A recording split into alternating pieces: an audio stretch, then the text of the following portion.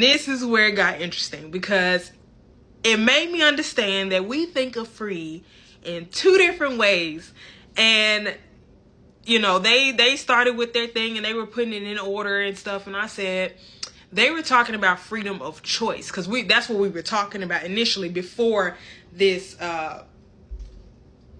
scenario kicked off. We were talking about freedom of choice, and then they brought up freedom of choice in school. So then I said, no, they're talking about freedom of choice. So then I rearranged it to where it was freedom of choice. And then one of the girls goes, she was, you know, very liberal, very, very liberal. And she goes, oh, I never even thought of that. And it blew my mind, like, freedom of your choice didn't cross your mind. It was just because they were talking about, oh, well, this is free. You won't have to pay for this and you won't have to pay for that. And it kind of was like, wow, we think of free as two totally different things.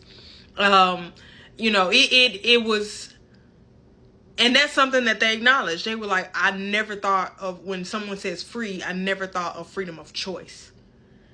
And it made them think, because later on, one of the ladies got up and she was just like, I just want to say thank you for this opportunity, because it really opened up my eyes to a lot. And same thing for me. It opened, because I feel like if we understand each other, we can give it a lot more done. And, you know, we can see from each other's point of view. But if you're always constantly screaming, arguing, and hating, and different, that nothing can really get done. And at the end of the day, this is all of our home. America is our home. And we all have to do better, or none of us do better, you know? And it was just interesting to see. Then it also got brought up to the concept of welfare.